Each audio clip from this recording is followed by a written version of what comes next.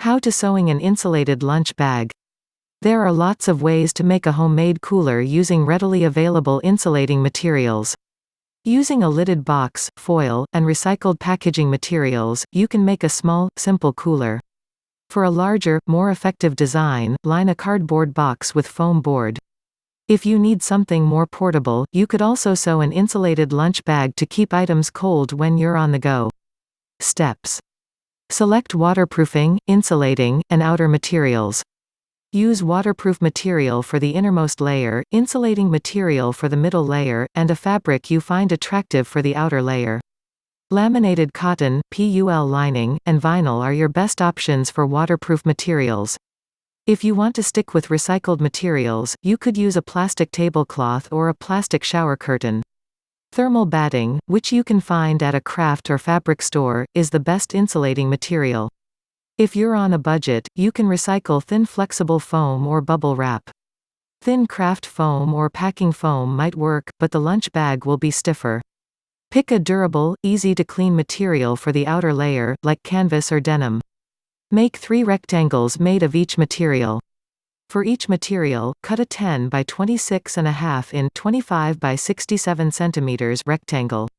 Then cut a pair of 6.5 by 10 in 17 by 25 cm rectangles.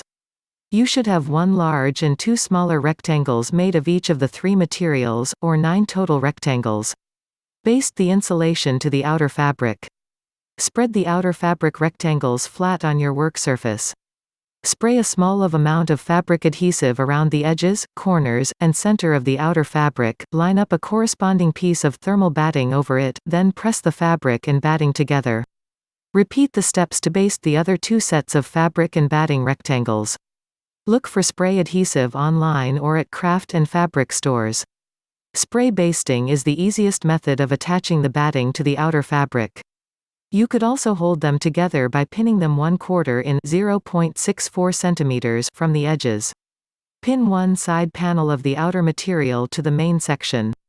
Spread out the large rectangular section of basted outer material with the right side, or outer fabric, facing up. Then lay a smaller rectangle of basted outer material over the large rectangle with the right side down. Align the upper left edges of both rectangles, and pin together their left long edges. Weave the pins into the fabric rectangles 1/4 inch (0.64 cm) from the edges. Make sure the long and short sides of the rectangles are aligned. Position the rectangles so their short sides are at the top and bottom and the long sides are at the left and right. Sew the pinned edges of the side and main panels. Stitch down the pinned sides of the panels 1/2 in 1.3 cm from the edges. Begin at the top corner and work your way down the long side.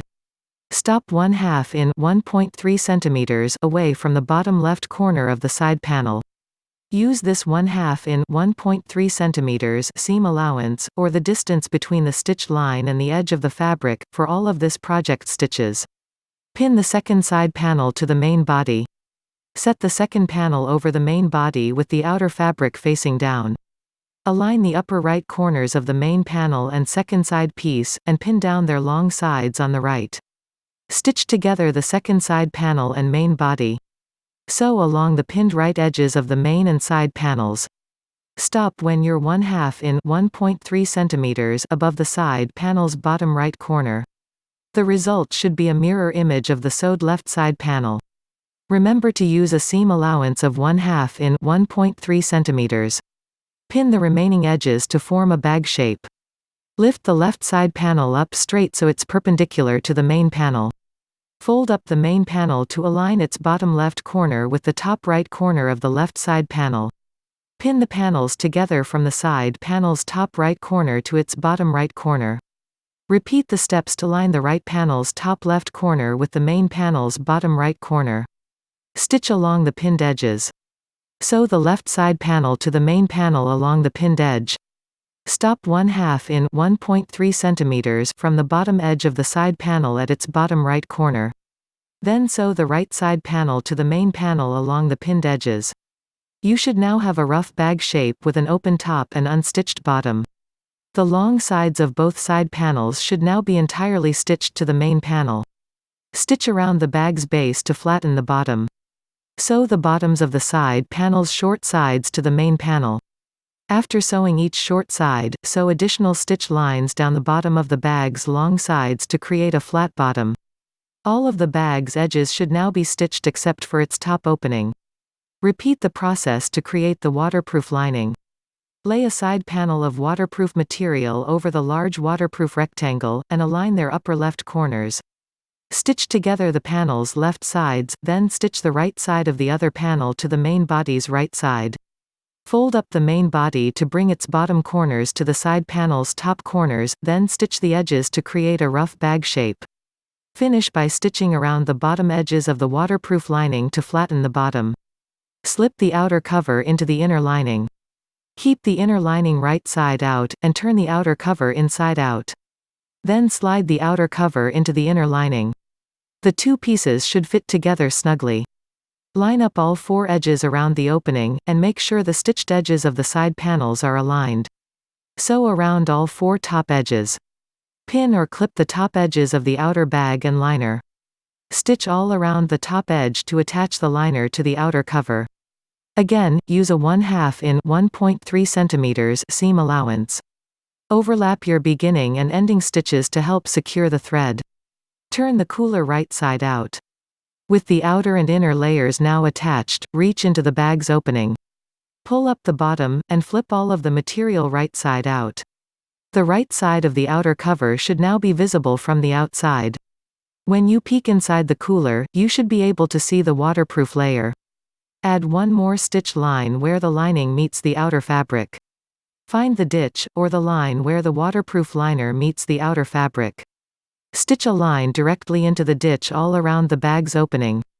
This last stitch will help stiffen the opening and hold the lining and outer fabric together. Add Velcro or magnetic strips to close the bag. Use fabric adhesive or a hot glue gun to add Velcro, magnets, or snaps to the insides of the bag's long edge. To close the bag, pinch the sides inward, then seal the Velcro, magnets, or snaps. There you have it. Enjoy your new handmade insulated lunch bag. Things you'll need. Insulated lunch bag. 1 yard 0.91 meters thermal batting. 1 yard 0.91 meters waterproof liner. 1 yard 0.91 meters outer fabric of your choice, such as canvas or denim. Scissors or fabric shears. Measuring stick. Sewing machine. Adhesive spray. Thread. Sewing pins. Velcro, magnets, or snaps.